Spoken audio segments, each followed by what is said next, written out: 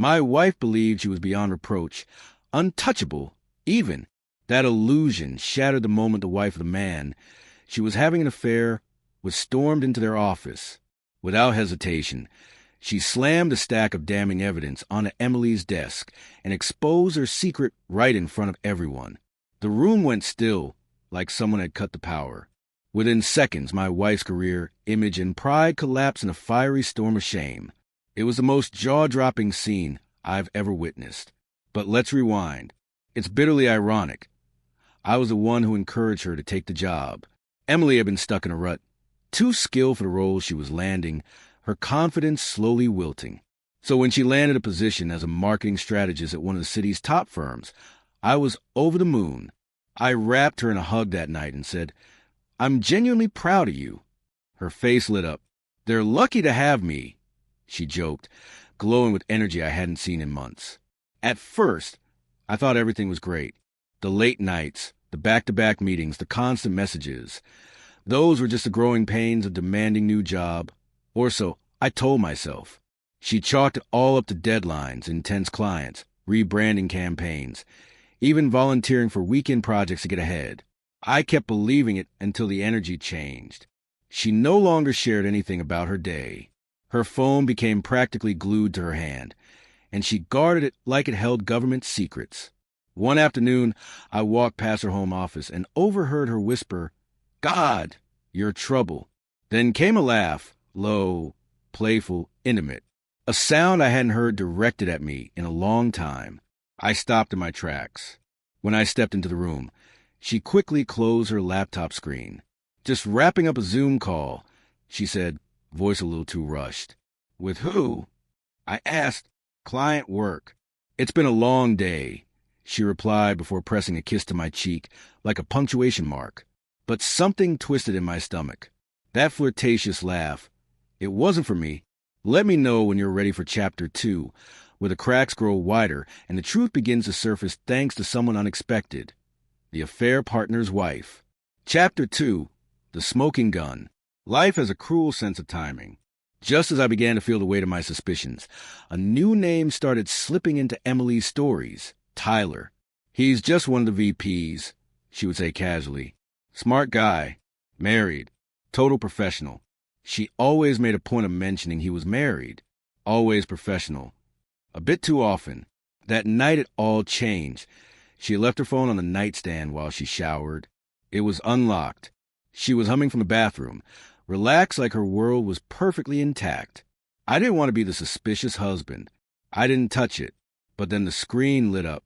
A preview of a message glowed at me like a warning flare. "Tyler, can't stop thinking about earlier.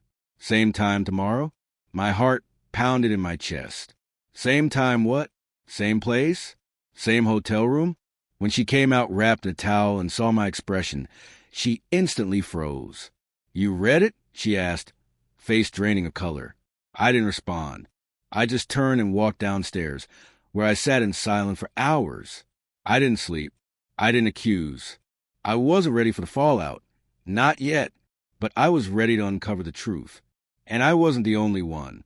Just 2 days later, I received a Facebook message request from someone named Jordan. "Hi. This might seem odd, but I think your wife and my husband are cheating. I found some things. I just need to know if I'm crazy or if it's real." My hands trembled as I typed my reply. "You're not crazy. I've seen things too." We agreed to meet somewhere neutral, a quiet cafe outside the city. Jordan was composed, razor-sharp eyes and calm posture, but underneath it all, you could sense a fury. She slid a slim folder across the table.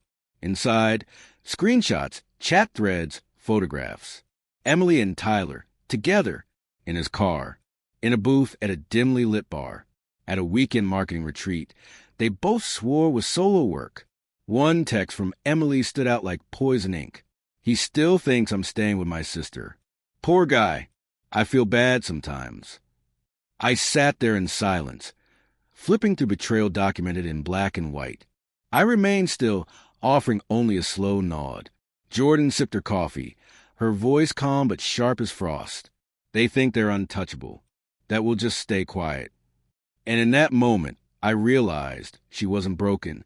She was plotting, and I was going to help her see it through. Let me know when you're ready for the next part, where Jordan crashes into their polished little world with receipts that leave no room for denial. You said continue. ChatGPT said, Chapter 3, The Office Reckoning. Jordan's plan wasn't messy or loud. It was cold, calculated, and unforgettable. She didn't want whispers behind closed doors. She wanted the truth dropped like a bomb in the place they thought they were safest, their workplace. So she waited. She gathered every piece of evidence. Time-stamped texts, photos, GPS pings, hotel invoices bearing Tyler's signature with Emily listed as a guest. When the trap was ready, she picked the perfect time. Friday morning, 10:47 a.m., right in the middle of their firm's weekly strategy session. Everyone would be there. Staff, managers, executives. The entire floor could see into that glass conference room, like a fishbowl. She walked into the front doors with the confidence of someone who had nothing left to lose. Hair pulled back tight, minimal makeup, eyes blazing with purpose. I watched from across the street, gripping the steering wheel, heart pounding. I didn't need to go in. This moment was hers. She marched straight through the lobby. When the receptionist stood to intercept her, Jordan didn't flinch. I'm Tyler's wife, she said coldly, and I have something urgent for him and his lover. The receptionist froze in place. By the time security even registered the threat, Jordan was already inside the conference room. Heads turned. Conversation stopped. Every eye locked onto her. She didn't raise her voice. She didn't need to. She strode over to the table, dropped a thick manila folder in front of Emily, and said, Thought you might want to pick up what you left behind. Emily blinked, confused. She opened the folder and paled. The blood drained from her face. Tyler leaned in, saw the contents, and instinctively reached the folder. Jordan yanked it back. Don't touch what doesn't belong to you, she said with a razor-sharp smile. Then, to the stunned room around her, she spoke clearly. For anyone curious, this folder contains a full rundown of the relationship between your marketing strategist and your married VP. It includes text messages, photographs, hotel records, and a receipt from a night they left early from that networking event. She let the silence speak for her. I imagine human resources will be very interested. And then the final blow, she looked back at Emily and said, By the way, your husband knows everything. Then she turned and walked out, steady and unshaken. I didn't ask her how it went. I didn't have to. That evening, she messaged me. Your wife cried. Tyler denied everything. HR told him to step outside. The office went so quiet you could hear people breathing through their teeth. It was perfect, not just a reveal. It was a detonation. Chapter 4. Silence echoes louder than screams. 3 days. That's how long it took for Emily to finally reach out after Jordan dropped the hammer. I was folding laundry when my phone lit up. Emily, 13 missed calls. 1 voicemail. I didn't respond. I didn't need to. But curiosity? That's harder to ignore. I press play.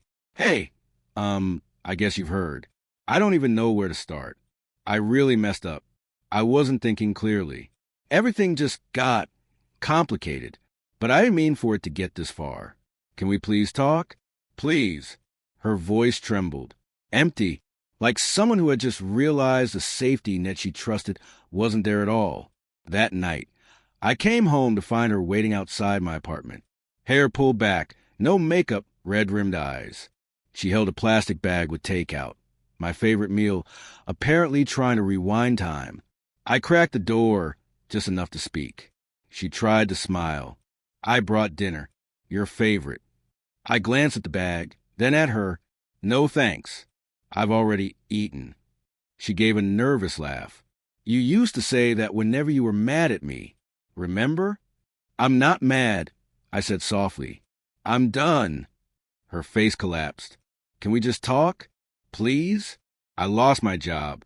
Tyler cut me off. Everyone at work knows. I have nothing left. She said it like I was supposed to feel guilty, like I had broken her heart. I tilted my head. No, Emily, you had everything. A marriage, a partner, a home, someone who believed in you. You decided that was enough. Her lower lip trembled. I miss you. You miss the security. I replied, you missed a version of me who paid the bills while you were sneaking around with someone else's husband. Tears welled up. I didn't think you'd find out. And that was the final crack. I looked at the woman who once held every piece of my trust and felt absolutely nothing. No pain, no anger, just stillness. You should go, I said, and I closed the door. Epilogue. 3 weeks later, Emily moved out of the city. Word has it she's working for a smaller firm now. Quiet, low profile, as far away from that scandal as she can get. Tyler? Divorced, demoted, blacklisted by multiple clients. The fallout hit him hard. Jordan, on the other hand, is thriving. She thanked me for standing by her and even suggested grabbing coffee sometime.